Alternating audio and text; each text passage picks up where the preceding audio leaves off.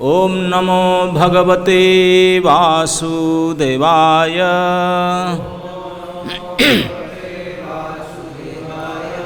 ओम नमो भगवते वासुदेवाय।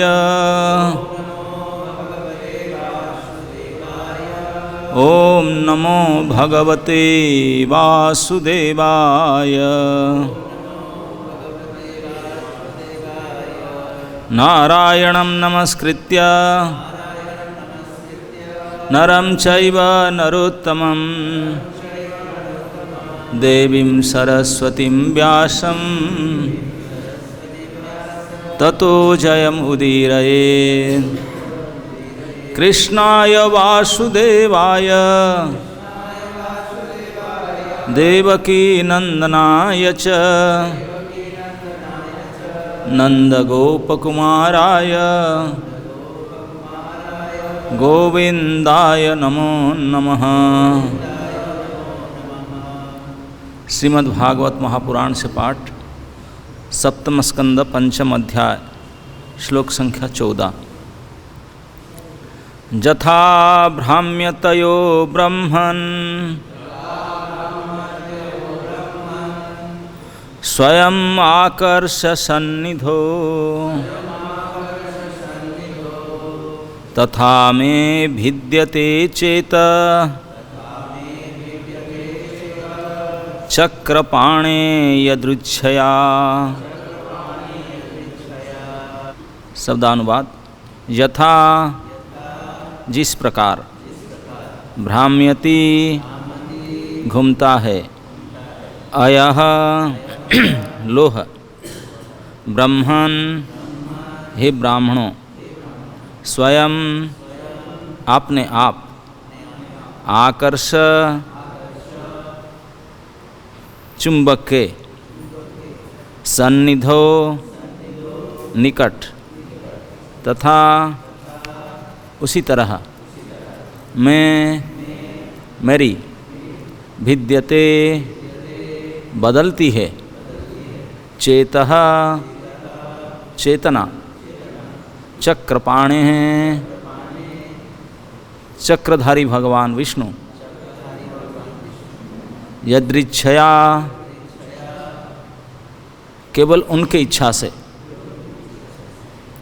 अनुवाद एवं तात्पर्य श्रील प्रभुपाद जी के द्वारा। अनुवाद। हे ब्राह्मणों, अध्यापकों, जिस प्रकार चुंबक से आकर्षित लोह स्वतः चुंबक की ओर चला जाता है, उसी प्रकार भगवान विष्णु की इच्छा से बदली हुई मेरी चेतना उन चक्रधारी की ओर आकृष्ट हो गई है। इस प्रकार मुझे कोई स्वतंत्रता नहीं है। तात्पर्य। चुंबक द्वारा लोहे का आकृष्ट होना स्वाभाविक है। इसी तरह सारे जीवों का कृष्ण के प्रति आकृष्ट होना स्वाभाविक है, और इसलिए भगवान का असली नाम कृष्ण है, जिसका अर्थ है हर एक को तथा हर वस्तु को आकृष्ट करने वाला। ऐसे आकर्षण के विशिष्ट उदाहरण वृंदावन में मिलते हैं, जहाँ हर वस्तु तथा हर कोई कृष्ण द्वारा आकृष्ट होता है। नंद महाराज तथा जसोदा देवी जैसे वयोवृद्ध, श्रीदामा, सुदामा तथा अन्य ग्वालवाल जैसे मित्रगण, तथा श्रीमती राधा रानी तथा उनकी सखी गोपियाँ, और यहाँ तक कि यहाँ के पशु पक्षी, गाय तथा बछड़े तक आकृष्ट होते हैं। बगीचों के फूल फल आकृष्ट हुए हैं, जमुना की तरंगे आकृष्ट हैं तथा धरती, आकाश, वृक्ष, पौधे, पशु तथा अन्य सारे जीव आकृष्ट हैं। वृंदावन में प्रत्येक वस्तु की यही स्वाभाविक स्थिति है। वृंदावन के कार्य व्यापारों से सर्वथा विपरीत यह भौतिक जगत है, जहाँ सारे लोग कृष्ण द्वारा नहीं अपितु माया द्वारा आकृष्ट होते हैं। आध्यात्मिक तथा भौतिक जगत का यही अंतर है। हिरण्यकशिपु इस भौतिक जगत में होने के कारण स्त्रियों तथा धन के द्वारा आकृष्ट था, जबकि प्रहलाद महाराज अपनी स्वाभाविक स्थिति में होने के कारण कृष्ण द्वारा आकृष्ट थे। जब हिरण्यकशिपु ने पूछा कि प्रहलाद आपके पृथक दृष्टिकरण क्यों है, तो उन्होंने उत्तर दिया कि उनकी दृष्टि पृथक नहीं है, क्योंकि प्रत्येक व्यक्ति की स्वाभाविक स्थिति कृष्ण द्वारा आकृष्ट होने की है। प्रहलाद ने कहा कि उनका यह दृष्टिकोण इसलिए भिन्न लगता है क्योंकि हिरण्यकशिपु अप्राकृतिक रूप से कृष्ण से अनाकृष्ट है, अतएव उसे शुद्धिकरण की आवश्यकता है।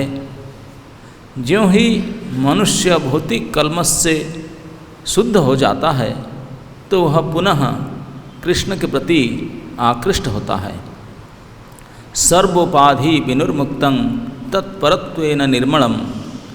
इस भौतिक जगत में प्रत्येक व्यक्ति इंद्रिय तृप्ति की गर्त से कलुषित है और वह विभिन्न उपायों के अनुसार कर्म करता है, कभी मनुष्य के रूप में, कभी पशु के रूप में, कभी देवता के रूप में, कभी वृक्ष के रूप में। उसे इन सारी उपाधियों को धोकर निर्मल हो जाना चाहिए, तभी वह सहज भाव से कृष्ण के प्रति आकृष्ट होगा। भक्ति द्वारा जीव अपने समस्त अस्वाभाविक आकर्षण से शुद्ध हो जाता है। जब वह शुद्ध हो जाता है तो कृष्ण द्वारा आकृष्ट होता है और तब माया की सेवा न करके कृष्ण की सेवा करने लगता है। यही इसकी स्वाभाविक स्थिति है। भक्त कृष्ण द्वारा आकृष्ट होता है, लेकिन अभक्त भौतिक भोग के धूल से कलुषित होने के कारण आकृष्ट नहीं होता। इसकी पुष्टि भगवद गीता में हुई है। येषां तु अंतगतम पापम जनानां पुण्यकर्मणां ते द्वंद्वमोह निर्मुक्ता भजन्ते मां दृढ़व्रताः। जिन्होंने पूर्व जन्म में तथा इस जीवन में पुण्य कर्म किए हैं, जिनके पाप कर्म पूरी तरह उन्मूलित हो चुके हैं और जो भ्रम के द्वैत से मुक्त हैं, वही संकल्प पूर्वक मेरी सेवा में लगे रहते हैं। मनुष्य को संसार की पापमयी गर्त से सर्वथा मुक्त होना चाहिए। इस संसार का प्रत्येक व्यक्ति भौतिक इच्छा से संदूषित है। जब तक वह समस्त भौतिक इच्छाओं से मुक्त नहीं हो लेता, अन्याभिलाषिता शून्यम, तब तक वह कृष्ण द्वारा आकृष्ट नहीं हो सकता। ओम अज्ञानं तिमिरन्धस्य ज्ञानाञ्जनशलाकया चक्षुरुन्मीलितं येन तस्मै श्रीगुरवे नमः। श्रीचैतन्यमनोभीष्टं स्थापितं येन भूतले स्वयं रूपकदा मह्यं ददाति स्वपदान्तिकं। वन्दे अहं श्रीगुरो श्रीयुतपदकमलं श्रीगुरोन् वैष्णवांश श्रीरूपं सग्रजातं सहगणं रघुनाथं नितं तं सजीवं साद्वैतं सावधूतं परिजनसहितं कृष्णचैतन्यदेवं श्रीराधा कृष्णपादान् सहगणललिता श्रीविशाखान्वितं च। हे कृष्ण करुणा सिंधो दीनबंधो जगत्पते गोपेश गोपिकाकांत श्रीराधा कांत नमस्तुते।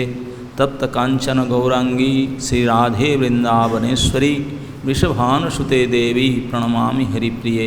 जय श्री कृष्ण चैतन्य प्रभु नित्यानंद श्री अद्वैत गदाधर शिवासादि गौरभक्तवृंद। हरे कृष्णा कृष्ण कृष्ण हरे हरे, हरे राम राम राम हरे हरे। हरे कृष्ण। हम सभी कुछ दिनों से ये प्रहलाद जी की शिक्षाएं, प्रहलाद जी की उत्तर अपने पिताजी के प्रश्न के प्रति क्या उत्तर दिए, गुरुजी ने पूछे उनको क्या उत्तर दे रहे हैं, उसी को चर्चा कर रहे हैं। अपने गुरु द्वारा पूछे गए प्रश्न के उत्तर में प्रहलाद महाराज 4 श्लोक बोले थे, आज उनके अंतिम श्लोक है। प्रहलाद महाराज ने अपने गुरुजी को उत्तर देते हुए ये बताने लगे कि गुरुजी ने पूछे थे कि तुम्हारा ये बुद्धि भेद कैसे हो रहा है, तुम्हारा बुद्धि को नष्ट गड़बड़ कौन किया, कैसे हुआ। तो प्रहलाद महाराज ने भगवान को प्रणाम किए, प्रश्न को सुन करके हंसने लगे, बोले ये तो उनकी ही माया है, आप पूछ रहे हैं, बोलते मेरे बुद्धि भ्रष्ट हुआ है। अरे बुद्धि तो भ्रष्ट आपका ही हुआ है ये उल्टी गंगा बात, मुझे पूछ रहे तेरा बुद्धि खराब कैसे, और बुद्धि खराब तो आपका ही है, मेरा थोड़ी ना हुआ है। और प्रहलाद महाराज दूसरे श्लोक में कहे कि ये बड़े बड़े ब्रह्मा आदि भी मोहित हो जाते हैं। अब जब तक भगवान कृपा नहीं करते हैं, जब तक भगवान का अनुग्रह नहीं होता, उनके माया से नहीं बचते हैं, तो इसी प्रकार के पशु बुद्धि रहता है। तब कहते हैं कि वो तो आप क्या, ब्रह्मादि बड़वादी तत्ववादी वेदांती वेदवादी गण भी भ्रमित हो जाते हैं, भ्रमित हो जाते हैं, उनकी बुद्धि खराब हो जाता है। और आप मुझे पूछ रहे हैं, इसकी कोई बड़ी बात नहीं है। तो ये कह करके अभी काल के श्लोक में बोल दिए कि गुरुजी ये कोई नहीं है, मैंने ये हरि ने किया है। भगवान मेरा भिन्नते मति, मेरा मति में जो बदलाव आता है, जो इस प्रकार चेंजेस आप देखते हैं कि मेरे मति यहाँ नहीं लगता वहाँ, वो ये मेरा नहीं है कि और किसी का नहीं है, तो हरि ही किया है उनके। हरि ने किया। कोई पूछेगा भाई हरि कैसे कर लिया, तुम तो कुछ किया होगा, हरि तो है ही नहीं। हिरण्यकशिपु ढूंढ ढांढ कर देख लिए, हरि के मिले नहीं। हरि के तुम कुछ किए होंगे, बोलते ना मैं कुछ नहीं किया हूँ।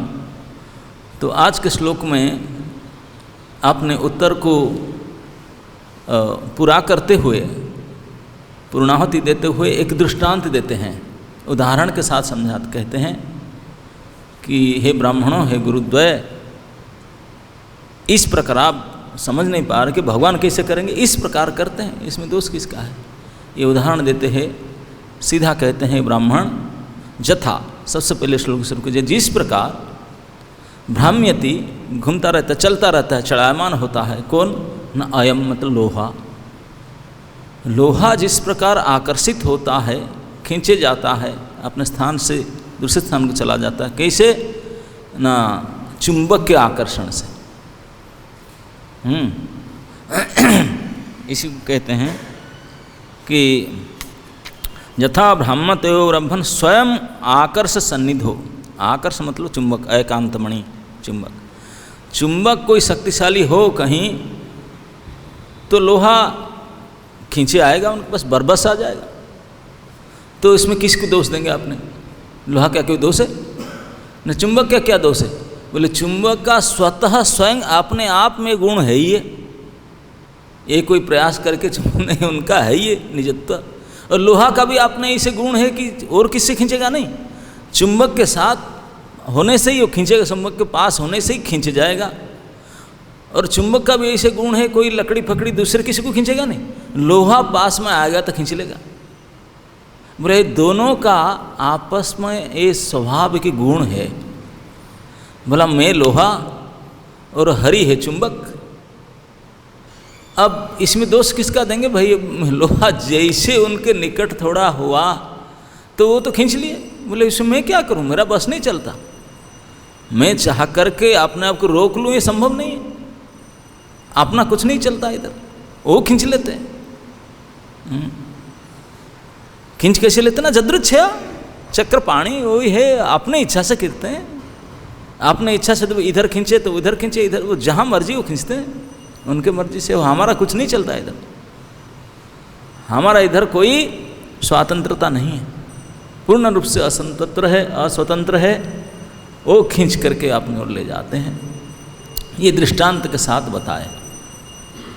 तो इस दृष्टांत में प्रहलाद महाराज ने भगवान को चुंबक के रूप में, शक्तिशाली चुंबक, और उनको मतलब समस्त जीव जगत, समस्त जीवों को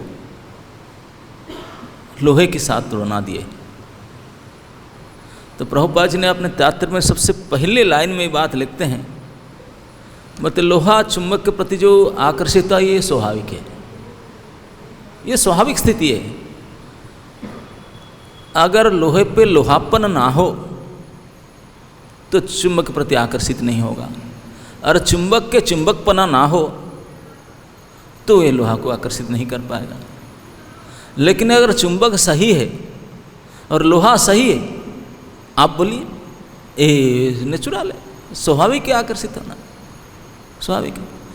बोले ठीक इसी प्रकार हम जितने जीवों हैं, हम सभी स्वाभाविक रूप से हरि के प्रति आकर्षित होना चाहिए, क्योंकि हम सब लोहे हैं।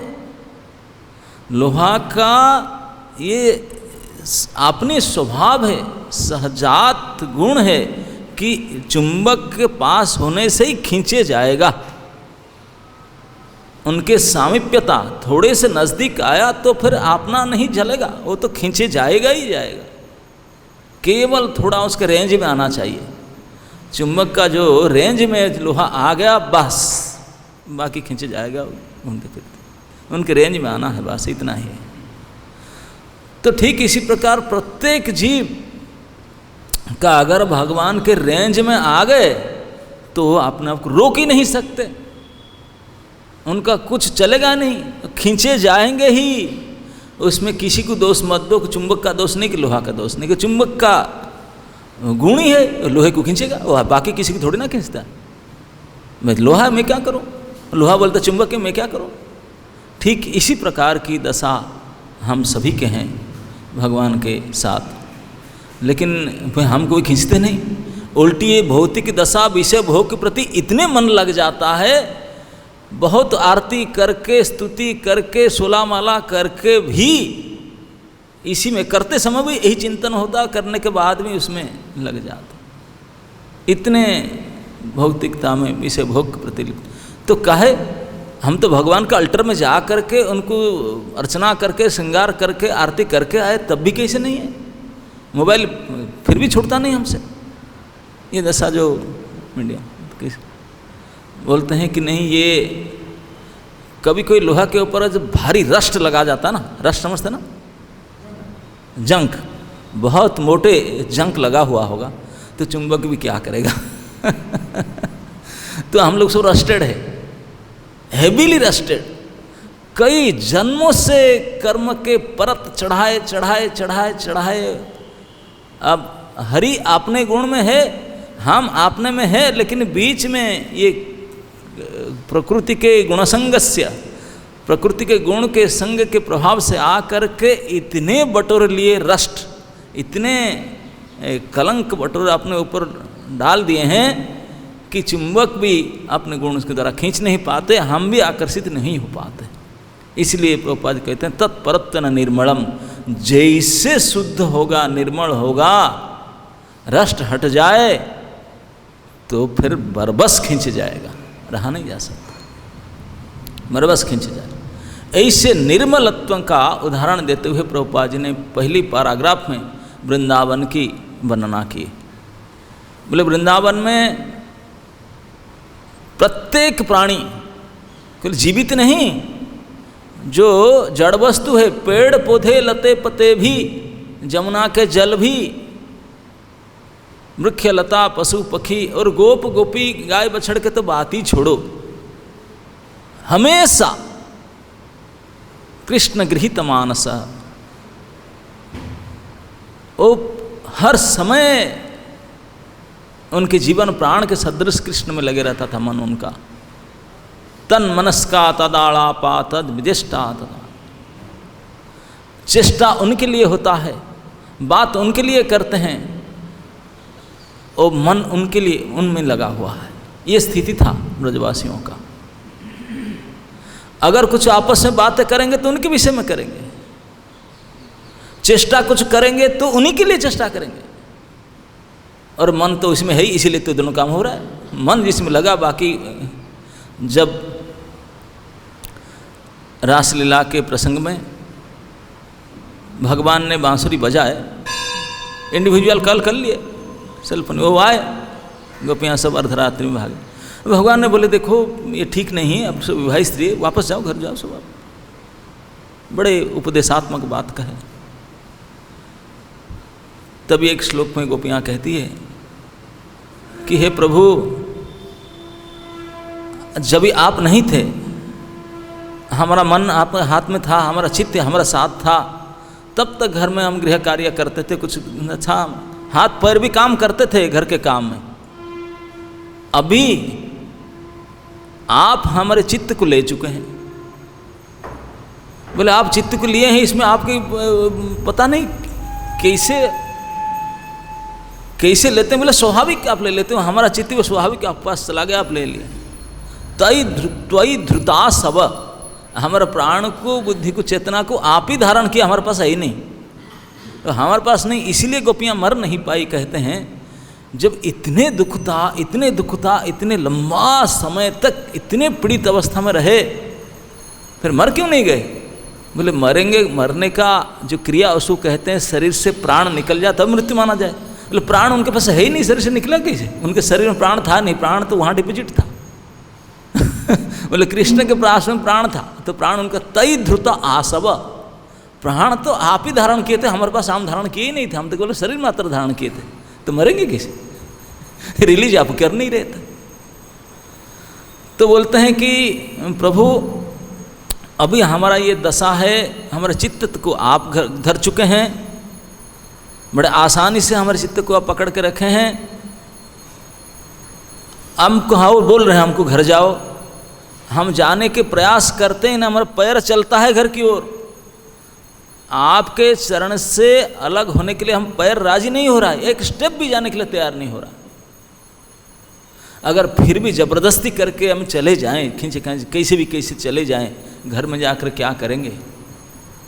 कुछ नहीं कर सकते हैं, क्योंकि मन बुद्धि सब आपके पास डिपोजिट है। कोई कार्य इंद्रिय कैसे काम करेगा जब मन बुद्धि तो कराता है ना। ये कर्मेंद्रिय है, ज्ञानेंद्रिय जब आपके पास में ज्ञान है तो कर्मेंद्रिय बेचारा करेगा क्या?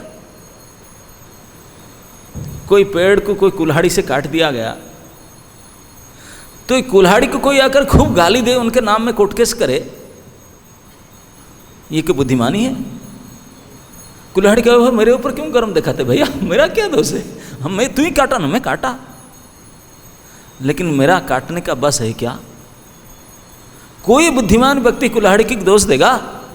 नहीं। कितने बढ़िया कुल्हाड़ी हत्ता वाला है, कुल्हाड़ी जब पेड़ को काटा तो कुल्हाड़ी आपने आप में कतई नहीं काट सकता, कोई काटने वाला अवश्य है, तो उनको गाली दो, बेचारा कुल्हाड़ी क्या दोष है? ठीक इसी प्रकार प्रहलाद महाराज कहते हैं कि हम तो जो इसी प्रकार स्थिति में आ गया, जो इसी स्थिति में आ गया, हे ब्राह्मणों, तो फिर उनको पूछने से दोष देने से क्या मतलब है? क्योंकि कराने वाला और हम तो केवल मीडियम मात्र रह जाते हैं, सब कुछ हमारा कार्य वो कराते हैं, उनके द्वारा फुल्ली कंट्रोल्ड हो जाते हैं। यही स्वाभाविक स्थिति है, प्रत्येक जीव का नेचुरल स्थिति यही है। उन सच्चिदानंद भगवान की अंश होने के नाते, चिद अंश होने के नाते हमारा स्वाभाविक वैधानिक स्थिति है, हम हर प्रकार से उनके प्रति आकृष्ट होते रहें, स्वाभाविक, वो हमका आकर्षण करें, हम आकृष्ट होते रहें। लेकिन हम लोग को भी अस्वाभाविक स्थिति में है। अस्वाभाविक स्थिति में ये जो विषय भोग, इसी दुनिया के प्रति जो आकर्षण, ये डुप्लीकेट है, ये सहज है ही नहीं, वो है ही नहीं, वो टिक भी नहीं सकता। दुनिया कभी हमारा था नहीं, है नहीं, हो भी नहीं सकता, नहीं बना। और कृष्ण हमारे थे, हैं और हो भी सकते हैं। सेम हमारा भी उनके साथ ऐसे संबंध है।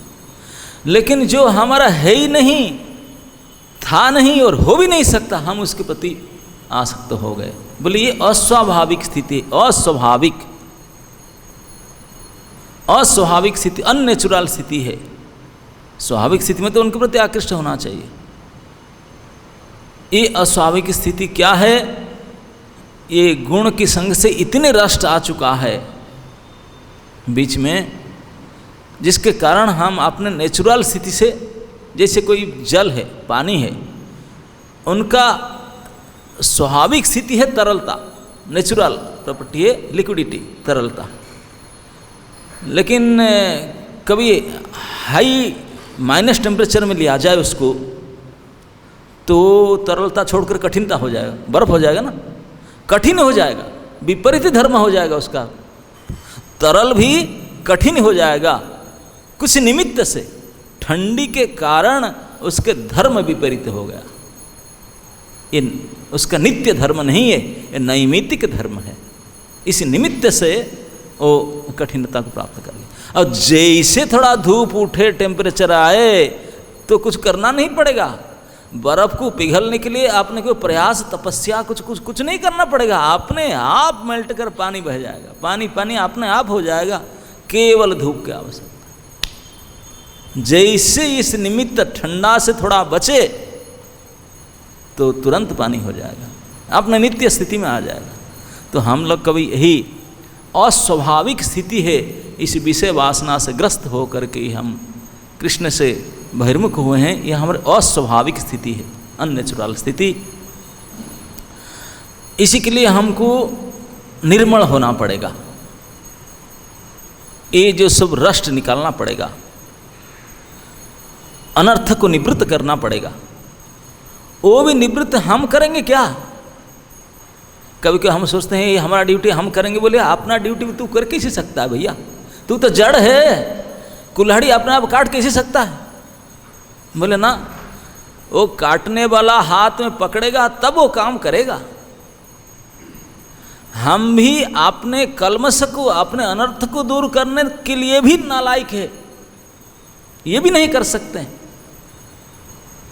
अब सब सोचिए, खेती होता है, सारे अनाज खेती में पैदा होता है, फूल पेड़ फल सब।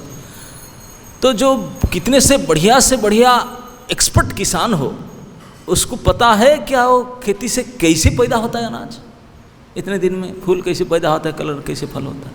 नहीं, वो तो बढ़िया से बढ़िया केवल इतना करेगा, बीज बो देगा, थोड़ा पानी पानी दे देगा, दैट्स इट, बचा। इससे और कुछ नहीं, वो नहीं जानता बाकी कुछ। ये तो धरती माँ की कृपा है, वो ठीक समय पर कलरफुल फूल फल बीज सब देता है, बिल्कुल करता। ये वो कैसे करता है, नोबडी अंडरस्टैंड, कोई नहीं जानते उनको, उनकी कृपा। ये स्वाभाविक नेचुरल से करता है, केवल हमको केवल इतना मात्र करना है। कुकिंग करते हैं, चावल बनाते हैं, पानी में डाल करके चावल को केवल आग धरा देना है, आग चेता देना है। आग चेताना वो तो पक जाएगा। वो कैसे पकता है ये मैकेनिज्म हम नहीं जानते, हमको तो केवल फैसिलिटेट करना है, केवल आग चेताना है। किसान को केवल बीज बो देना है, थोड़ा सिंचाई कर देना है, बस, बाकी काम धरती का है। ठीक इसी प्रकार हमारा साथ जीवों का प्रभु के साथ ही संबंध है। जीव को केवल मात्र शून्यताम सुखथा कृष्ण गुणताम, केवल सुनना और उनको स्मरण करना। स्वचष्टिकम, हमको हम लोग को केवल इतना भर करना है, कृष्ण कथा के प्रति रुचि लेकर केवल सुन लें, कृष्ण कथा के प्रति रुचि उत्पन्न कर ले, बस हमारा इतना ही काम है, आग धराना काम। बाकी सब उनका है। वो कान के छिद्र के अंदर घुस जाते हैं, धोबी की तरह साफ कर डालते हैं हृदय को। कल्मष नाश तो वही करते हैं। विधनोति सुहृत्सताम, हृदय अंतस्थ ही अभद्राणी, अरे हृदय के अंदर क्या अभद्र कितने हैं हमको थोड़ी ना पता है, हमारा हाथ पात नहीं जाएगा, कुछ नहीं कर सकते। लेकिन हमको कुछ करना ही नहीं है। भगवान ने बाकी जगह में तो होल में तो कुछ काम दिए हैं, नाक में भी है कुछ बंद के, आँख में तो पता दिए हैं बाकी होल, लेकिन कान ऐसे होल दिए हैं ये बिल्कुल खुला 24 घंटा रहता है और नाना प्रकार के बात सुनते रहते हैं। बोलते हैं कि इसी कान में केवल हरि कथा सुनना है, शुद्ध हरि कथा श्रवण करना है, बाकी कुछ करना नहीं, केवल इतना ही मात्रा हमको करना है। बाकी हरि ने ये स्थिति आ जाए, इसलिए श्रवण भक्ति का सबसे प्रथम अंग है श्रवण, नवधा भक्ति का। अगर वो ठीक से कोई कर ले, सुनतांग सुखथा कृष्ण पुण्य श्रवण कीर्तन हृदय अंतस्थ ही अभद्राणी विधुनोति, हृदय के अंदर विशेष रूप से धुलाई करने का काम ये हम का नहीं है, हम तो केवल श्रवण मात्र किए, वो खुद घुस करके आपने सब साफ सुथरा करेंगे, क्लीन कर डालेंगे, वो करेंगे। स्वपाद मोड़े पतितम अर्भकम, प्रहलाद महाराज ना के अपने चरण कमल में गिर गए। भगवान आपने स्वयं खुद झुक करके आपने हाथ उठा करके अभय कर कमल को सर में धर दिए, सारे इन एंड आउट करोड़ों जन्म के कलमश को नाश कर डाल, क्लीन कर, वो करेंगे। अनर्थ को निवृत्ति, कलमश नाश, पवित्रता आदि हमको लायक करने के लिए वो करेंगे। हमारा भी ये काम नहीं है, केवल हमको मात्र उनको पुकारना है, मात्र उनके और थोड़ा देखना, उन्मुख मात्र होना है, बाकी सब वो करेंगे। लेकिन कई जन्म से उनसे उन्मुख ना हो करके जो अननेचुरल, जो विषय हम भोग नहीं सकते, हम भोगता है ही नहीं ना, विषय हम द्वारा भोगा भी जा सकता है, ये अननेचुरल अस्वाभाविक स्थिति में हम फंसे हुए हैं और इसी को माने बैठे हैं। यही गलत बुद्धि है, कुधियाम। तो उसको सुधार करके बोल। और प्रहलाद महाराज की स्थिति पहले से ही है, ऐसा नहीं कि प्रहलाद महाराज देखो क्या स्थिति है। प्रहलाद महाराज हम कहते हैं कि अनुकूल्य से संकल्प, भाई भक्ति के लिए जहाँ अनुकूलता है वही ग्रहण करो, यहाँ गड़बड़ हो रहा है, भजन नहीं हो रहा है, यहाँ छोड़ के दूसरी जगह जाओ जहाँ ठीक से भजन कर सको, स्मरण कर सको। अब प्रहलाद महाराज जैसी विपरीत स्थिति में थे, उनके बाप भी ऐसा था, पूरे राज्य ही ऐसा था, कोई स्कूल कॉलेज में सिलेबस में हरि का नाम ही नहीं था, ना फोटो था, ना कोई टीटी था, कुछ नहीं था, टोटली विपरीत स्थिति। और उनके नाजुक 5 साल के उम्र में, लेकिन प्रहलाद महाराज छोड़कर गए कि विपरीत स्थिति से कोई नहीं बिगाड़ पाया, सम्राट हार गया, उनके सारे शक्ति फेल मार गया, कुछ नहीं कर पाया।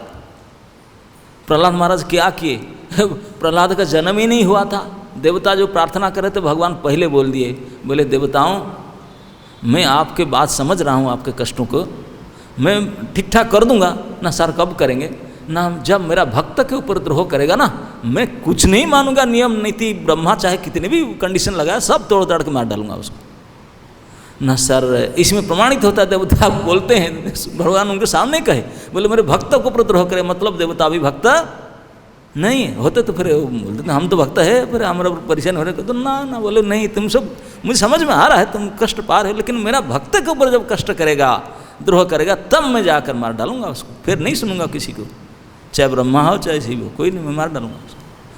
तो फिर देवता लोग तो मुंह मोड़ दिए, बोले हम तो भक्त के खाता में है ही नहीं। बोले प्रभु ये भक्त कब होगा कौन है भक्त, किसके ऊपर द्रोह करेगा तो आप काम बनाएंगे। बोले भक्त कोई नहीं, उनके ही बेटा होगा, है उनके ही बेटा होगा ना, उनके ही बेटा होगा भक्त। देवता लोग तभी से जान गए थे कि उनका बेटा कब होगा भैया, भक्त होगा, मतलब अभी जन्म ही नहीं हुआ था तब से डिक्लेरेशन हो गया था वो भक्त है, जन्म से पहले से। नारद जी उनके गुरु जी, अब कयादु के गर्भवती थी, अभी कितने महीना की थी पता नहीं, तभी जब इंद्र ले रहा था उनको पकड़ के मारो जो करने, नारद जी तब बोल दिए, बोले इंद्र तू गलती कर रहा है, उसको क्यों लेके था ना, जूनियर हिरण्यकशिपु से गर्भ में, बोले नो उसका अंदर भक्त है। नारद जी को ही पता था उसके अंदर भक्त थे, अभी तो नारद जी ट्रेनिंग भी नहीं दिए थे, तालीम तो बाद में शुरू हुआ ना, जब आश्रम में लेकर रखे तब तो पढ़ाई सिखाए, निभक्त ट्रेनिंग दिए, अब हजारों साल तक सिखाया, लेकिन सिखाने के पहले डिक्लार कर दिए इंद्र को ये डिवोटी है। तो इसलिए हम कोई सोचिए मत कि प्रहलाद महाराज को निभक्त ट्रेनिंग लेकर के साधना की, नो नो नो नो, वो नित्य सिद्ध भक्त थे, जन्म से पहले ही भक्त थे। तो इसलिए उनका ये स्थिति था कि उनको किसी प्रकार के विपरीत स्थिति रंच से बिगाड़ नहीं सकता। कुछ नहीं, छाती खोल करके बाप के सामने खड़े रहे। बाप का बीपी शुगर बढ़ गया, भाई हाई हो गया, वो बेडरिडन हो गए थे हिरण्यकशिपु। उनको पूछे क्या ना, ये मरता भी नहीं, डरता भी नहीं, कोई छोड़कर जाता भी नहीं, मेरे पास बैठा है, ये बड़ा हो रहा है, मैं बूढ़ा हो रहा हूँ, यही मेरे शंका है, मैं क्या करूँ, हाई टेंशन मेरा, क्योंकि मर नहीं रहा था लेकिन छोड़ के जा भी नहीं रहा था और डर भी नहीं रहा था। हिरण्यकशिपु अंत में पूछा, भला तो कहां से तेरा इतने ताकत आता है? एक हिंदी कवि हो गए रहीम, उनका एक पद मेरा याद आता है, कहे रहीम उत्तम प्रकृति का करे सकत कुसंग, चंदन बिसन ही व्यापत लपटते रहे भुजंग। बोलते हैं हम सब दुसंग को खूब डरते हैं, अरे ये गलत संग है, ये असत संग त्याग, यही वैष्णव आचार्य, असंग को छोड़ो, दुसंग को छोड़ो, दुसंग को छोड़ो। बोले प्रहलाद महाराज के सामने तो दुसंग ही दुसंग था, इतने भारी मात्रा में दुसंग, लेकिन क्या बिगाड़ सका उनका? कुछ नहीं कर पाया। रहते थे उनके साथ, खाते थे उनके साथ, सब टोटली उनके ही अंदर थे, उनके साथ रहते थे। इसी को रहीम जी बोलते का करे सकत कुसंग, जिनका प्रकृति उत्तम हो चुका है, जो गुणातीत हो चुके हैं, ये स्वाभाविक स्थिति में जा चुके हैं। स्वाभाविक स्थिति मतलब जिनका साम्यता भगवान के ओर हो चुका है, फिर उनका कुछ नहीं चलेगा, उनका तो केवल वो माध्यम रहेगा, भगवान भी सब कुछ कर रहे हैं, हरि ही कंट्रोलर हो जाते हैं, टोटली कंट्रोल्ड बाय हरि। ये स्थिति जिसका आ जाता है, उन्नत भक्तों का ही स्थिति आ जाता है। कभी कभी साधन भक्ति करते करते करते करते जब हम शुद्ध हो जाते हैं, जिस क्षण शुद्ध होंगे ये स्थिति आ जाएगा, फिर अपना जस्य नास्ति स्वयं मैंने जस्य नाहंकृत्यो भाव, अपना अभिमान अहंकार सब खत्म हो जाएगा, अपना कुछ भी रहेगा ही नहीं, सब प्रभु का ही है, उन्हीं के ही चलेगा, हमारा कुछ नहीं चल सकता। केवल शरीर मात्र, जैसे कुल्हाड़ी है, हम चलेंगे, काटने वाला तो वो है, चलाने वाला वो है, फेंक दें तो फेंक दें, उठा के काम करें तो काम करें, इस प्रकार से। तो उत्तम प्रकृति जिनका इस स्थिति में जो आ चुका है, जो प्रभु के द्वारा खींचने के लायक जो प्योर लोहा बन चुका है, वो प्योर चुंबक के आकर्षण में, दायरा में, रेंज में आ चुका है, तो उनको फिर कौन पूछता है, वो तो खींचे जाएगा ही, उनका अपना स्वतंत्रता बस नहीं चलता। तो इसी को रहीम जी कहते हैं चंदन के वृक्ष है, चंदन वृक्ष के दो, अभी चंदन पूर्णिमा आज भी है माना जाता है, अब इस तिथि के अनुसार तो आज भी पूरा 5:30 से लेकर के पूरा दिन पूरा रात तृतीया तिथि है, अक्षय तृतीया, वो काल भी रात तक हैं, लेकिन 24 घंटा नहीं है, काल 12 घंटा है, वो आज तो 24 घंटा है तृतीया। तो कई स्थान में आज ही अक्षय तृतीया मानते हैं, चंदन पूर्णिमा। तो चंदन का विशेषता है कि यो सुगंधता और शीतलता प्रकाश करता है, प्रकट करवाता है, बड़े सुगंधी और शीतल भी है। और ये गर्मी के सीजन में हम दोनों चाहते हैं, क्योंकि दुर्गंध शरीर से दुर्गंध निकलता है, तो इसलिए पाउडर लगाते हैं, थोड़ा सुगंध की हेल्प लेते हैं, और ऐसी फैसी लगाते हैं तो शीतलता की आशा करते हैं। तो चंदन 2 in 1 दोनों इसी में है। तो सांप के अंदर प्रबल जहर होने के कारण बड़ी जलन होता है, उसको बहुत जलता है वो, तो इसलिए हमेशा वो भी शीतलता ढूंढता रहता है, जहरीला सांप। तो जब चंदन के पेड़ देखता है, उनके शीतलता और सुगंध को देख के जहरीला सांप लिपटता रहता है, छोड़कर नहीं जाता, लिपटते रहे भजंग, जहरीला सांप लिपटे रहता है, चंदन के पेड़ में। ऐसे नहीं कि एक दा दिन दुसंग हो गया, थोड़ा बहुत दुसंग हो गया, बिगड़ गया, बोले नहीं, वो तो लिपटते ही रहता है। लेकिन कितने भी भुजंग लिपटते रहे चंदन का, उसका चंदनत्व में कुछ आंच आता नहीं। सालों भर भुजंग लिपटते रहे, केवल साथ नहीं बैठा उठा नहीं, लिपट आलिंगन करते रहे उसको, फिर भी चंदनत्व का एक रंच भर भी हानि नहीं हुआ, ना तो सुगंध में ना शीतलता में। उल्टी वो सांप को उपकार कर रहा है, उनको शीतलता दे रहा है, उनको राहत दे रहा है। ये है जिसका प्रकृति उत्तम हो चुका है, जो इस रेंज के अंदर आ चुके हैं, उनको फिर कुछ काम नहीं करेगा। प्रहलाद महाराज का ये स्थिति आ चुका था, इस रेंज में आ चुके थे, इसीलिए खुल करके पाप के सामने, गुरु के सामने बिंदास बोल रहे हैं ये बात।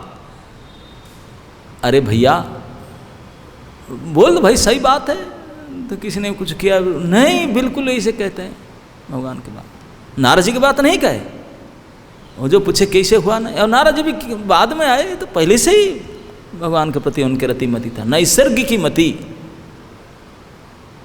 प्रहलाद महाराज की स्थिति था।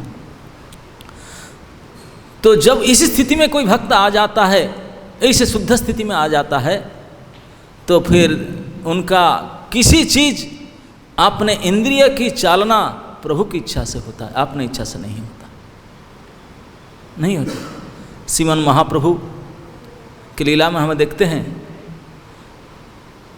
जब वृंदावन जा रहे थे, काशी में कुछ दिन रहे, काशीवासी सन्यासी उनको खूब निंदा किए, बोले क्या यार, हमारे सांप्रदायिक सन्यासी है, कैसे भारतीय से सन्यास लिया है, करता क्या है, मूर्ख है, नाचता है, गाता है, नाचना गाना ये क्या करता है, मूर्ख का काम, वेदांत पाठ निरिध्यासन ये सब नहीं करना चाहिए, करना चाहिए, छोड़कर ये कर रहा है। इस प्रकार से निंदा कर रहे थे। प्रभु सब निंदा सुने, चले गए, कुछ किए नहीं। वापस जब आए फिर रुके, थोड़ा लंबा समय रुकेंगे, और प्रभु ना कोई फर्क नहीं पड़ रहा था निंदा को, तो उनको कुछ निंदा से कुछ मत। लेकिन जब उनके भक्त आकर बोले हम मर जाएंगे प्रभु, आपके निंदा सुनकर कुछ तो कीजिए, तो महाप्रभु डिसाइड किए, बोले ठीक है। तो एक दिन इन्विटेशन में गए, अब जा कर के कभी नहीं जाते थे दुसंग में, हो उन्हीं के गोष्ठी था, सारे प्रकाशानंद एंड ग्रुप पार्टी सब आए थे, सब बैठे थे बिल्कुल आसन, वो जा कर के जहाँ हाथ पैर धोते हैं वहीं बैठ गए जाकर, इतने अपने आप को दैन्य करके दीनता कर बैठ।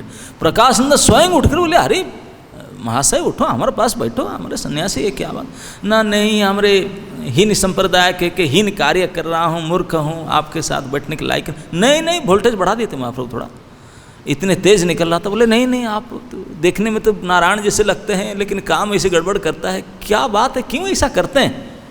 उन्हें पूछा, बोला तुम हमारे सांप्रदायिक हो, हमारे साथ आके बैठना चाहिए, हम मिलना चाहिए, वेदांत अध्ययन करना चाहिए, ये क्या कर रहा है, पागल की तरह नाचता है, गाता है, व्हाट इज दिस। महाप्रभु बोले क्षमा करना, ये मैं नहीं करता हूँ, अगर मेरा चलता तो मैं इसे नहीं करता, मुझे भी शर्म को थोड़ा भय है, लेकिन क्या करूं, बेशर्म होकर मुझे ऐसा करना पड़ता। बोले क्यों, बोला मैं तो पागल हो गया। पागल होगा, बोले कैसे, बोले क्या करूं, वो नाम ही मुझे पागल कर दिया। बोले कैसे, बोला फिर बताते हैं। बोले मैं जब गुरुजी के पास गया था दीक्षा लेने के लिए, तो गुरुजी ने मुझे देख करके पहले डांट लगा दिया, बोला मूर्ख तुम्ही, वेदांत पढ़े ना ही तुम्हारा अधिकार। बोले मूर्ख तू क्या पढ़ेगा वेदांत पढ़ने, बोला आपके तरह मैं मूर्ख हूँ इसलिए मैं नहीं पढ़ता हूँ। यही जप कृष्ण नाम सार, ये मंत्र दे दिए, कृष्ण नाम मंत्र मुझे दे दिए, बोले इसको जपो। सही आज्ञा थे जपी अनुक्षण, गुरु आज्ञा को पालन करके बस बार जपने लगा, और वही नाम जपी मेरा मन को भ्रमित करने लगा, मन भ्रम पैदा होने लगा, और मैं तो नाच रहा था, गा रहा था, हंस रहा था, रो रहा था। ये तो बोले कि तब फिर कोई दवाई पानी किया नहीं, ये पागलपन हुआ। बोले मैं किया था, मैं गुरुजी के पास गया वापस, मुझे पता चला ये मैं बिल्कुल अनकंट्रोल्ड हो रहा हूँ, ये क्या हो रहा है। जाके गुरुजी से पूछा, बोले क्या, बोले किबा मंत्र दिला गोसाई, किबा तारा बल, जपिते जपिते मोरे करिला पागल। बोले गुरुजी ये क्या मंत्र दे दिया, मैं इसको जप करता हूँ तो पागल हो गया, मैं हंसता हूँ, नाचता हूँ, गाता हूँ, रोता हूँ। तो बोले तो गुरुजी ने क्या बताया, कि दवाई पानी दिए, कुछ उपाय दी? बोले नहीं, गुरुजी हाथ जोड़ दिए। बोले क्या, इस मंत्र को जप करो तो ऐसे हो रहा है? बोले यही तो सिद्धि है, वो हमारा नहीं हो रहा है, तेरा हो गया। कृष्ण नाम को, कृष्ण मंत्र को जप करने से होना तो यही चाहिए, ये स्वाभाविक खिंचा पागलपन होना चाहिए, लेकिन हमारा नहीं हो रहा है, गड़बड़ी हमारा।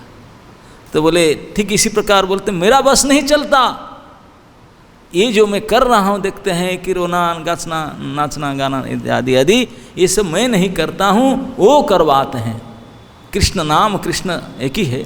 तो ठीक इसी प्रकार प्रहलाद महाराज बोलते हैं कि हम क्या करें, चुंबक है ना महाशक्तिशाली, वो तो खींचता है ना, तुम कुछ करता होगा? बोले नहीं, कुछ तो किया होगा। बोले नहीं, ये कोई तप ज्ञान कोई कर्म इसी प्रकार से नहीं नहीं नहीं नहीं, नहीं। इसके द्वारा तप दान यज्ञ के द्वारा भगवत कृपा को नहीं प्राप्त किया जा सकता।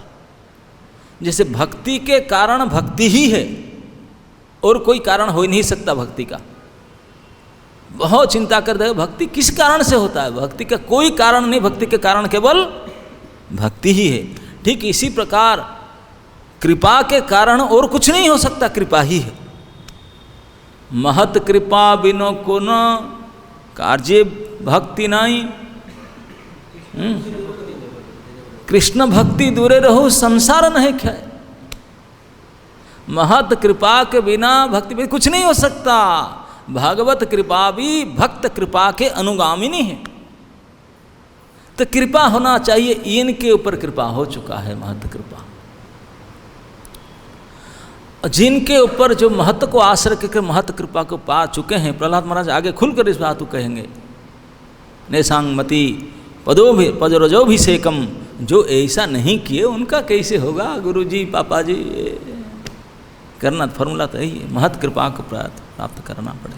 और जिनको महत कृपा प्राप्त हो चुका है तो फिर उनका ये स्थिति आ जाता है, तो वो अपने हिसाब से नहीं चलते हैं, अपने स्वतंत्रता नहीं रहता। जैसे लोहा और चुंबक, चुंबक बोले चुंबक क्यों ऐसा करता, बोले उनका क्या है, उनका गुण ही ऐसा। बोले प्रभु का एक सहज गुण है, कृपा परवश प्रभु, प्रभु कृपा के वशीभूत है, कृपालुता उनका एक मुख्य गुण है। इसी गुण के टोटाली वशीभूत हैं। अर्जुन को देखिए, अर्जुन तो नहीं लड़ूंगा करके कितने मत दिया, जुक्ति दिया और कितने करके बैठ गया अड़ करके, मैं नहीं लड़ूंगा, ये नहीं, क्या गलती है। और आज भी हमारे बड़े बड़े समझदार ज्ञानी ध्यानी लोग बोलते हैं कि अर्जुन कितने अच्छा व्यक्ति थे, ये भगवान ने ये सब मरामट करे, अच्छा नहीं है भगवान, ये भगवान फिर भगवान नहीं हो सकते, इतने लोगों को मरवा डाले। ये सब दुर्बुद्धियों का विचार है। लेकिन भगवान ने अर्जुन को सुधारने के लिए इतने पीछे पड़ गए, पूरा गीता तो बोल डाले, 18 अध्याय सुना डाले, स्टीयरिंग पकड़ करके खड़े थे ड्राइवर सीट पर, वहीं खड़े खड़े बोले, अंत में नहीं छोड़े। बोले अर्जुन समझ में आया कि नहीं तेरा?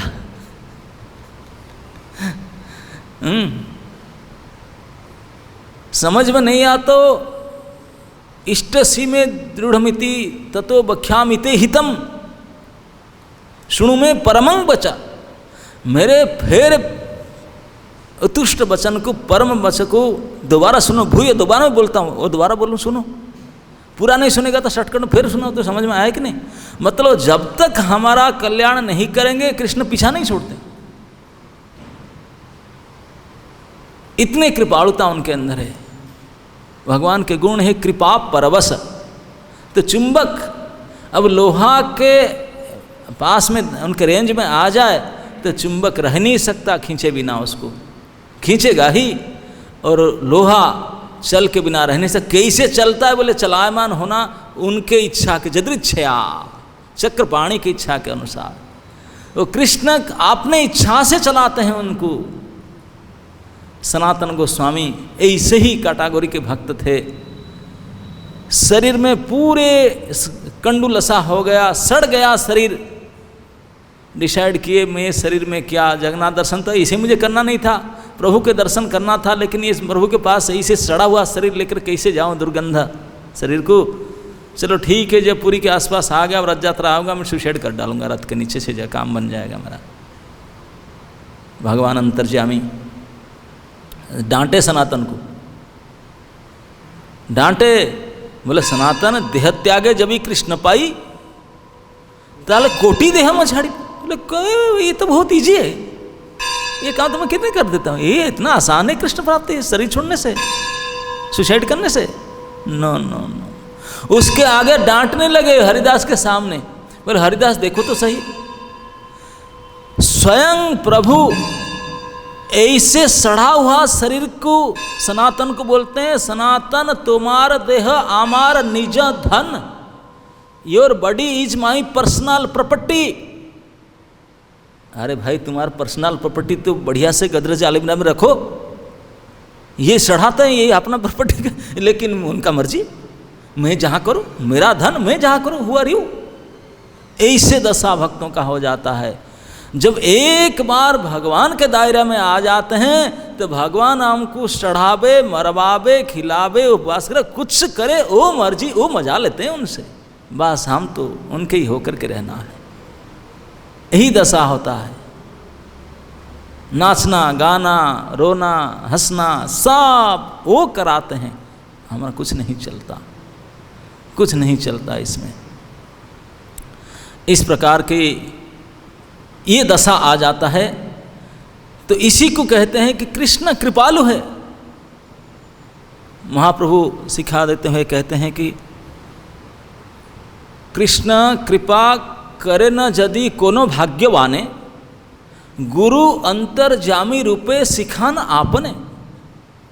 अगर किसी महाभाग्यशाली जीव के ऊपर कृष्ण कृपा करने चले तो कैसे कृपा करते हैं? दो ही कृपा करने के माध्यम, बोले गुरु और अंतर्जामी रूपे सिखान आपने, बोले स्वयं आपने आप करते हैं सब कुछ, और किसी का हेल्प नहीं लेते हैं। भाई तुम भी कुछ करो, नहीं नहीं नहीं, तुम बैठो मैं ही करूँगा सारे, मैं भी इनसाइड एंड आउटसाइड, अंदर में अंतर्जामी हो, बाहर में गुरु हो, वही करूँगा, ठोक पीट करके ठीक कर दूंगा तुझे। बाहर से मेरा कथा सुनाऊंगा, अंदर से घुस करके साफ करूँगा। गुरु अंतर्जामी रूपे सिखान आपने, स्वयं आपने आप कृष्ण का एक कृपालुता, कृपा परवश गुण के चलते ऐसे जो रेंज वाले भक्त जो शुद्धि हो चुके, निर्मलता को प्राप्त कर गए, तो उनको इसी दशा होता है। तो हम लोग को केवल आपने को शुद्धिकरण करना है। इसलिए तो प्रहलाद ने अपने पापा को बोले, पापा हो जंगल में जाओ, हरियास के शुद्धिकरण करो। ये शुद्धिकरण हो जाए तो बाकी तो स्वाभाविक स्थिति में सब आ जाएंगे, सब खींचे जाएंगे। हम लोग सब ये जो शुद्धिकरण के क्या उपाय है ना, साधन भक्ति, साधन भक्ति ही प्यूरिफिकेटरी प्रोसेस, सबसे पावरफुल शक्तिशाली उपाय है शुद्धिकरण का। उनको कोई ढंग से करे बस, वो पूरा शुद्धिकरण हम ही नहीं कर सकते, हम जड़ है, हम क्या करें। अतः श्री कृष्ण नामादि न भवेत ग्राह्यम इंद्रिय, हमारे ये जिह्वा में, हमारे इंद्रिय में ये ताकत नहीं है कि हम हरे कृष्ण मंत्र जप कर ले। यूजलेस कहें कि आप कैसे जप करोगे, जड़ है तूने। वो आपने कृपा से स्वयं हमको केवल सेवा उन्मुख होना है, दैट्स इट। वो आपने कृपा बल से स्वयं मैनिफेस्ट होते हैं, स्वयं मैनिफेस्ट होंगे। टोटल रिस्क रिस्पॉन्सिबिलिटी काम उनका है, हमको केवल मात्र उन्मुख होना है बस। सारे शास्त्र, सारे साधु, सारे संत सभी इसी सिद्धांत को केवल सिखाते हैं कि जेन तेन प्रकारेण, केवल उनकी ओर थोड़ा उन्मुख हो जाए। हरि उन्मुख जब होई, तत्क्षणात कोटि जन्म के अनंत पाप सब साफ हो जाएगा। केवल हमको इतना ही करना है। तो इसी के लिए प्रभुपाद में लिखते हैं तत्परत्व न निर्मलम। तो निर्मलता, कबीर जी ने कहे जिनका चित्त निर्मल हो गया, बोले वो भगवान के पीछे नहीं पड़ेगा, भगवान उसके पीछे पड़ेंगे। भगवान पीछे पड़ जाएंगे हाथ धो करके। बोले कबीरा कबीरा कबीरा मेरे पीछे पड़ गया, मैं क्या करूं? बुरी तरह से हाथ धो के पीछे पड़ जाएंगे। जैसे अर्जुन के पीछे पड़े, बोले नहीं छोड़ूंगा तुझे, नहीं समझा दोबारा गीता बोलूंगा, भूयः शृणु। तो एक बार हमको इस स्थिति में आ जाए, क्या स्थिति ना, निर्मलता। एक बार हम निर्मलता को, निर्मलता करने का काम भी उनका है, हम भी अपने अपने मौल को निकाल नहीं सकते। निर्मल होने का इच्छा मात्र कर लें, हम केवल निर्मल होने का इच्छा मात्र करें। निर्मल कैसे होंगे, क्या मटेरियल लगेगा, कैसे क्या होगा, वो सब वो करेंगे। करके कर करके खींचे के सब उनका ही काम सारे शुरू हो जाएगा। हमको केवल मात्र निर्मल होने का इच्छा मात्र प्रकट करवाना है। ये है, ये प्रहलाद महाराज ने अंतिम उत्तर में अपने गुरुदेव को ये बताते हैं, ये बताकर कंक्लूड करते हैं। बोले आप नहीं समझेंगे क्योंकि आप बिल्कुल अस्वाभाविक स्थिति में है, प्राकृत स्थिति में है नहीं, प्राकृत स्थिति में है, तो इसलिए अब स्थिति में क्या करूं? तो इसमें मुझे क्यों दोष देता है कि मैं स्वयं जाता हूं कि कोई आता है, कोई कुछ नहीं करता, मैं भी कुछ नहीं कर पाता हूं, क्योंकि ये तो लोहे को जैसे चुंबक खींचता है, इसमें लोहे का क्या बेचारा दोष है, स्वयं का कुछ कम। तो इसी प्रकार से खींचे गए। तो प्रहलाद महाराज का अति सारगर्भक ऐसे जो उत्तर के अंतिमता दृष्टांत के साथ बताते हैं। तो इस दृष्टांत से हम लोग को यही शिक्षा लेना चाहिए जो प्रभुपाद जी ने अंतिम पैराग्राफ में लिखते हैं। तो ज्यों ही मनुष्य को, तो इसलिए हिरण्यकशिपु अप्राकृतिक रूप से कृष्ण से अनाकृष्ट थे, अतएव शुद्धिकरण की आवश्यकता है। हम लोग सब हिरण्यकशिपु के तरह ही अभी अनाकृष्ट हैं कृष्ण से। तो ज्यों ही आपने शुद्धिकरण की व्यवस्था हम इच्छा करते हैं तो कृष्ण के प्रति आकृष्ट होते हैं, हम निर्मलता आता है, तो भौतिक जगत के प्रत्येक व्यक्ति इसी प्रकार खींच जाएगा जैसे ही इस कलुषित सा निर्मल होगा। जैसा हम तो अंतगतम पापम, गीता में भगवान कहते हैं जैसा हम तो अंतगतम पापम, में पाप को अंत करने का ड्यूटी भी उनका ही है, हमारा नहीं है। पाप हमारा है बहुत सारे, ये पाप को खत्म कैसे करेंगे? बोलते मैं करूँगा, तेरा थोड़ी करना है, मैं करूँगा। तो आप केवल बोलो कि मैं पाप को खत्म करना चाहता हूँ, बस, बाकी मेरा काम है। पाप को ऐसे ही खत्म कर डालूंगा। स्वयं भगवान ने जिह्वा पर प्रकट होकर नाचने लगेंगे, लेकिन केवल हमारा तरफ से इतना ही इच्छा प्रकट करना चाहिए, उन्मुखता होना चाहिए। तो ये सिद्धांत के साथ, ये दृष्टांत के साथ प्रहलाद महाराज ने ये जो प्रश्न था कि कैसे कितने इतने बड़े भक्त इस प्रकार कार्य करता है, हम नहीं कर पाते हैं, ये बहुत बड़ी प्रश्न समझदार प्रश्न को इस उत्तर से महाजन ने इसे समझाए कि केवल निर्मलता की आवश्यकता है। सारे महाजन इस बात को कहते हैं, जैसे निर्मल हृदय होता है तो बस अपना फिर कुछ नहीं चलता, फिर प्रभु आपने कंट्रोल में ले लेते हैं, वो अपने मर्जी से जो करवाते हैं वो करवाते हैं। कुंती को इतने विपद दिलाए, युधिष्ठिर महाराज को इतने कराए, बोले ये कराए, बोले उनकी इच्छा से करा रहे। भीष्म पितामह कालगुंजानचर महाराज, भीष्म बोले अहो कष्ट महोरन्या, बोले तुम चिल्लाने से क्या होगा, वो तो उनके बाजू में मेरा भाई खड़ा है, वो करवाता है, उनका मर्जी। तुम क्यों नहीं पूछ सकते हो ना, पूछने से फंसोगे, वो मर्जी।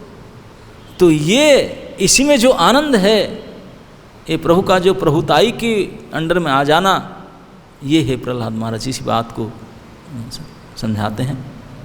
तो आगे नारद जी फिर क्या कहेंगे? अब तो चुप हो गए प्रहलाद जी, बोले मैं बोल दिया सारे दृष्टांत के साथ जो इतना मेरा बोलना था, अब आप जानो। तब नारद जी कहेंगे कि गुरु जी तो कुछ समझ में नहीं आया उनको। बोले यारो पिटेंगे उसको, बदमाशी क्या बात कर रहा है।